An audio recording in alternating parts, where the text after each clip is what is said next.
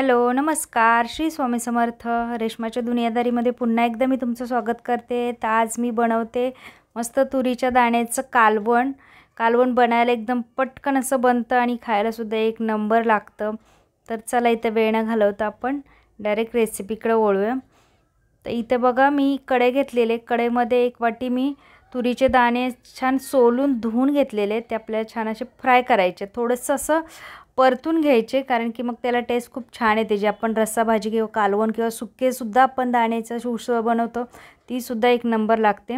तर त्यामध्ये बघा मी 2 छोट्या मिरच्या, तिखटवाल्या मिरच्या त्याच्यामध्ये टाकले। तुम्हाला जर आवडत असेल तर तुम्ही टाकू शकता, नाही जर तुम्हाला खायला नाही आवडत तर तुम्ही नाही टाकलेत तरी सुद्धा चालू शकतं। तर अर्धा चमचा मी तेल टाकून छान परतून थंड झाल्यानंतर भरड करून घ्यायची त्याची थोडीशी मिक्सरमध्ये। तर बघा कढईमध्ये पुन्हा मी फोडणीची तयारी करते। तर त्यामध्ये तेल ॲड केलेलं आहे मी आणि त्याच्यामध्ये मोहरी आणि जिरं पाव चमचे मी ॲड केलेले आहे त्याच्यामध्ये, आणि कढीपत्त्याचे एक 6-7 पानं मी छान अशी खमंग जिरं मोहरी आणि कढीपत्त्याची फोडणी दिली। त्यामध्ये एक मोठ्या आकाराचा कांदा बारीक चिरून मी त्याच्यामध्ये ॲड केला आणि छान असा परतून घेतला। बघा कांदाचा छान परतला का नाही की आपल्याला काय करायचं, आता त्यामध्येच मी लसूण ॲड करते। मी इथे ठेचून घेतलेलं आहे लसूण, बघा तुम्ही चिरून सुद्धा घेऊ शकता किंवा लसणाची पेस्ट असेल तर ती सुद्धा तुम्ही वापरू शकता। असं कांदा लसणाची छान अशी फोडणी असेल ना, एक नंबर आपलं कालवण बनतं आहे। जी रस्सा भाजी आपण बनवतो ना ती एक नंबर बनते, किंवा तुम्ही तुरीच्या दाण्याची उसळसुद्धा बनवू शकता, खूप छान लागते खायला। अगदी लगेच बनते, म्हणजे शिजते लगेच, कारण की कोळे दाणे असतात त्याच्यामुळे। तर बघा आता कांदा आणि लसूण आपला खूप छान असा परतलेला आहे, फोडणी अशी मस्त बसलेली आहे। तर इथं मी पाव चमचा हळद ॲड केलेले आहे, आपल्याला ड्राय मसाले याच्यामध्ये ॲड करायचे। 1 चमचा मी धने पावडर ॲड केलेली आहे आणि अर्धा चमचा मी इथं काश्मीरी लाल ॲड केलेले आहे। त्याच्यामध्ये पाव चमचा मी गरम मसाला ॲड केलेला आहे आणि छान असं मसाले तेलात या कांदा आणि लसणासोबत छान असे परतून घ्यायचे मसाले, म्हणजे खूप छान टेस्ट लागते आपल्या भाजीची।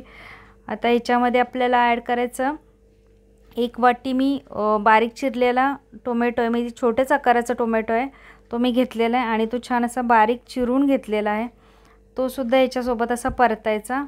म्हणजे काय करतं, टोमॅटोचं जे पाणी असतं ना त्याच्यामध्ये छान असं उतरतं आणि खूप छान असं शिजला जातो त्याच्यामध्ये। तर त्याच्यामध्ये बघा मी ॲड केलं आपलं घरचं तिखट, जे आपण साठवणीचा मसाला असतो तो 1 चमचा ॲड केला आहे। तुम्ही चवीनुसार तुम्हाला जसं आवडेल त्यानुसार तिखट कमी जास्त करू शकता, आणि चवीनुसार मी मीठ ॲड केलेलं आहे, कारण की मी अगोदर बघा त्याच्यामध्ये 2 मिरच्यासुद्धा ॲड केलेल्या आहेत। तर जास्त तिखट होऊ नये म्हणून मी अगदी बेताचाच मसाला त्याच्यामध्ये ॲड केलेला आहे।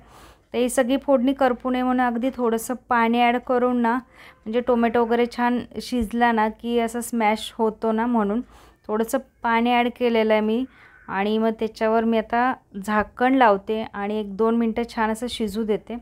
तर बघा 2 मिनटानंतर छान असं टोमॅटो सॉफ्ट झालेला आहे, तर असं पळीने स्मॅश करून घेते। तर इथं बघा ही भरड करून घेतलेली आहे मी मिक्सरमध्ये अशी जाडसर, आणि ती त्याच्यामध्ये फोडणीमध्ये टाकून ना अशी छान परतून घ्यायची, म्हणजे असे खूप छान असे एकजीव परतली ना, आणि झाकण लावून आपल्याला 2 मिनटं छान असे अजून परतू द्यायची, कारण मसाल्यामध्ये भरड छान अशी परतली ना की भाजी खूप छान बनते। आणि त्यामध्ये आता आपल्याला वापरायचं आहे पाणी, तर इथं मी गरम पाणी वापरलेलं आहे। तर गरम पाण्याने कसं खूप पटकन भाजी शिजली जाते आणि टेस्ट खूप छान लागते। तर एक दणदणीत 5-6 मिनटाची छान अशी उकळी आल्यानंतर आपली हे कालवण मस्त एकदम रेडी झालेलं आहे, बघू शकता तुम्ही, कारण की आपण पहिले परतून घेतल्यामुळे भाजी शिजले पटकन आणि झाले एकदम छान, बघू शकता तुम्ही। त्यामध्ये हिरवीगार कोथिंबीर, आणि मी आता वाटीत काढून दाखवते तुम्हाला। असं जेवढी तुम्हाला ग्रेव्ही हवी आहे त्यानुसार तुम्ही पाणी कमी जास्त सुद्धा टाकू शकता त्याच्यामध्ये, अजून तुम्हाला पातळ हवी तर पातळ करू शकता। तर मी अशी ठेवलेली आहे, आणि चला पटकन आता खायला या, आणि ज्यांनी माझा चॅनल सबस्क्राईब केला नाही त्यांनी चॅनल सबस्क्राईब करा। पुन्हा भेटूया आपण एका नवीन व्हिडिओमध्ये, तोपर्यंत सगळ्यांना श्री स्वामी समर्थ, जय जय स्वामी समर्थ।